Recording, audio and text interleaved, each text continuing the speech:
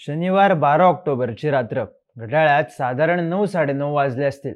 आमदार झिशान सिद्दीकी यांच्या निर्मल नगरमधल्या ऑफिस बाहेर झिशान, त्यांचे वडील आणि माजी राज्यमंत्री बाबा सिद्दीकी थांबले होते. आजूबाजूला काही कार्यकर्तेही होते. अशातच बाबा सिद्दीकी यांच्यावर गोळीबार झाला. त्यांनी गाडीत बसायचा प्रयत्न केला, पण तोवर वेळ निघून गेली होती. सिद्दीकी यांच्यावर गोळीबार करण्यासाठी 3 शूटर्स आले होते, पण गोळ्या मारल्या त्यातल्या एकानेच, शिवकुमार गौतमनं. भर गर्दीत थांबून आजूबाजूला सिद्दीकी यांचे कार्यकर्ते असताना, आजूबाजूला पोलीस कॉन्स्टेबल असताना त्यानं एका जागी थांबून 6 गोळ्या मारल्या. पण याचा अर्थ शिवकुमार गौतम शार्प शूटर होता का? तर नाही. त्यानं याआधी गोळ्या झाडल्या होत्या त्या लग्नाच्या वरातीमध्ये गोळ्या झाडण्याच्या अनुभवावरून देवीच्या मिरवणुकीवेळी एका मोठ्या नेत्यावर गोळ्या झाडण्यापर्यंत शिवकुमार कसा पोहोचला? पुणे कनेक्शन पासून रेकी आणि भाड्याच्या घरापर्यंत नेमके काय खुलासे झाले आहेत? अटक झालेला चौथा आरोपी आहे कोण? पाहूयात या व्हिडिओमधून. नमस्कार, मी चिन्मय आणि तुम्ही पाहताय बोलभिडू. सगळ्यात आधी बघूयात अटक झालेला चौथा आरोपी कोण आहे. थेट शूटिंग मध्ये सहभागी असलेल्या धर्मराज कश्यप आणि गुरमेल सिंगला पोलिसांनी घटना घडली त्या रात्रीच अटक केली. त्यानंतर हत्येची जबाबदारी घेणारी पोस्ट टाकणाऱ्या शुभम लोणकरचा भाऊ प्रवीण लोणकरला पोलिसांनी अटक केली.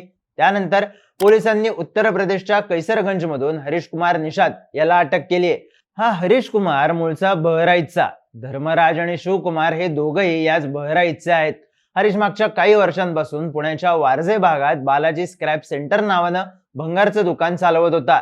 हे दुकान प्रवीण लोणकरच्या डेअरीच्या शेजारीच होतं. त्यामुळं इथं या दोघांची ओळख झाली असं सांगितलं जातंय. पण हा विषय फक्त ओळखीवर थांबला नाही. यातून रचला गेला एक कट, बाबा सिद्दीकी यांच्या हत्येचा. आता हा कट कसा रचला गेला या प्रश्नाचं उत्तर म्हणून सगळ्यात आधी निशाण्यावर येतो शुभम लोणकर.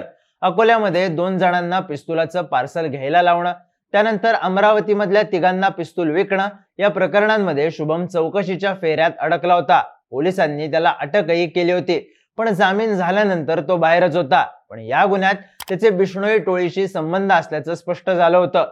तो लॉरेन्स आणि अनमोल बिष्णोईशी थेट संपर्कात असल्याची माहिती फोन रेकॉर्ड्स वरून समोर आलेली. त्यानंतर एप्रिल महिन्यात जेव्हा सलमान खानच्या घरावर गोळीबार झाला तेव्हा शुभम लोणकरला चौकशीसाठी ताब्यात घेण्यात आलं होतं. पण त्याचा या घटनेत सहभाग स्पष्ट न झाल्यानं पोलिसांनी त्याला सोडून दिलं. त्यानंतर पोलीस त्याच्यावर लक्ष ठेवून होते. त्याच्या प्रत्येक हालचालीची नोंद होत होती. पण 24 सप्टेंबर नंतर पोलिसांचं त्याच्याकडे दुर्लक्ष झालं. मागच्या 3 आठवड्यांपासून तो बेपत्ता होता आणि नेमकी हीच गोष्ट पोलिसांच्या रडारवर आली नाही अशी माहिती माध्यमांमध्ये असलेल्या बातम्यांमधून पुढे येत आहे. शुभम लोणकर संघटित टोळीशी थेट संबंधित होता. त्याचा ट्रॅक रेकॉर्ड सुद्धा पोलिसांकडून ठेवला जात होता. मात्र 3 आठवड्यात झालेलं दुर्लक्ष महागात पडलं का याची चर्चा आता होताना दिसत आहे. पण या सगळ्यात मेन मुद्दा आहे तो प्लॅनचा. लोणकर आणि हरीशनं सिद्दीकींच्या हत्येचा प्लॅन अंमलात कसा आणला? तर लोणकरवर सिस्टीम लावण्याची जबाबदारी होती, ज्यात त्याच्या मदतीला बिष्णोई टोळीशी थेट कनेक्टेड असलेला झिशान अख्तर सुद्धा होता. पण लोणकरनं हाताशी घेतलं त्या आपल्या जवळच्याच दुकानात असलेल्या रोजची ओळख असणाऱ्या हरीश कुमार निषादला. सिद्दीकी यांच्या हत्येचा कट रचल्यानंतर लोणकरला मारेकऱ्यांची गरज होती. तेव्हा हरीश कुमार निषादनं आपल्याच गावच्या धर्मराज कश्यप आणि शिवकुमार गौतमला त्यांना भेटवलं. त्यातला कश्यप काही महिन्याआधीच पुण्यात आला होता, तर शिवकुमार मात्र मागच्या 5 वर्षांपासून हरीशच्या भंगार दुकानात काम करत होता.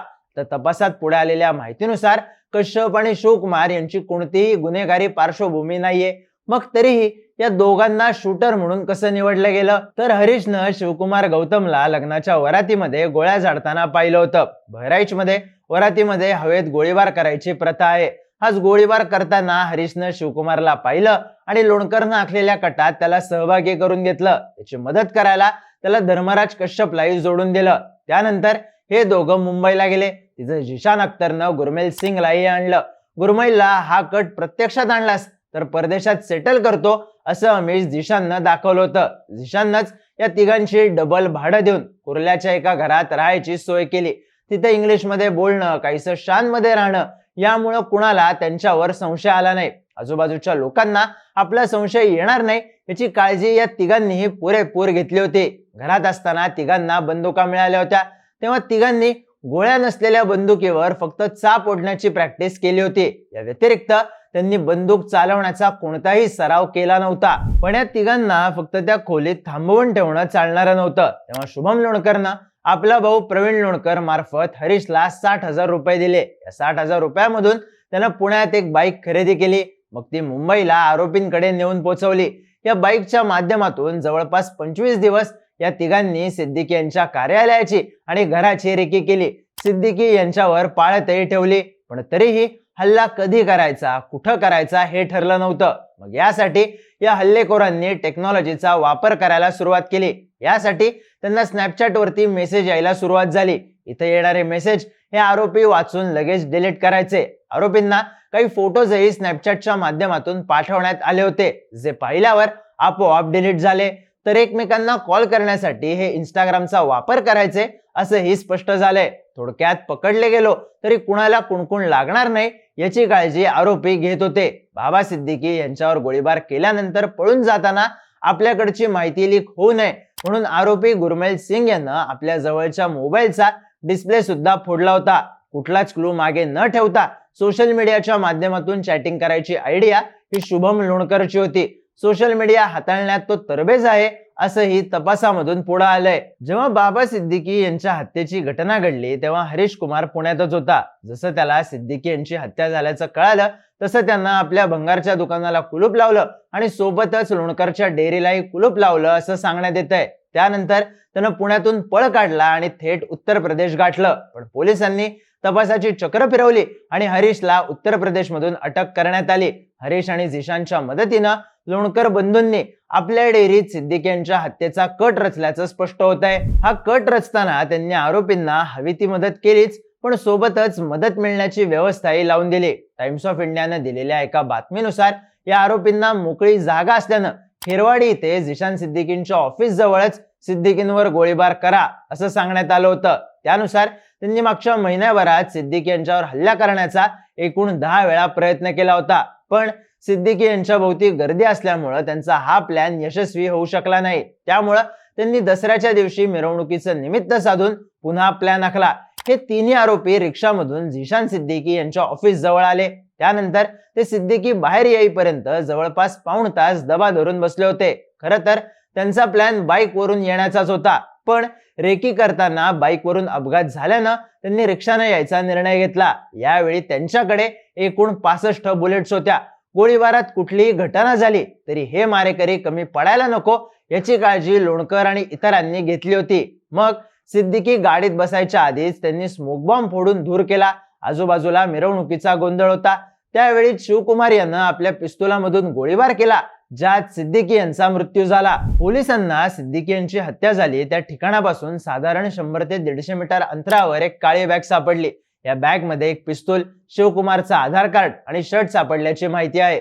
शिवकुमारनं पळून जाताना आपली बॅग फेकून दिली होती, तर ओळख लपवायला या आरोपींनी शर्ट सुद्धा बदलले होते. या प्रकरणात पोलिसांना आतापर्यंत सापडलेल्या बंदुकांमध्ये एक देशी कट्टा होता, तर एक ऑस्ट्रिया मेड आणि एक टर्की मेड अत्याधुनिक पिस्तूल होतं. या बंदुका त्यांच्यापर्यंत कशा पोहोचल्या या बाजूनही तपास सुरू आहे. सोबतच या आरोपींच्या रूमवर पोलिसांना अंमली पदार्थांचे अंश सापडले आहेत. त्यामुळं जेव्हा हत्या झाली तेव्हा हे आरोपी अंमली पदार्थाच्या नशेत होते का याचाही तपास पोलिसांकडून होणार आहे. अजूनही झिशान अख्तर, शिवकुमार आणि शुभम लोणकर फरार आहेत. त्यांच्या मागावर पोलिसांची पथकं आहेत.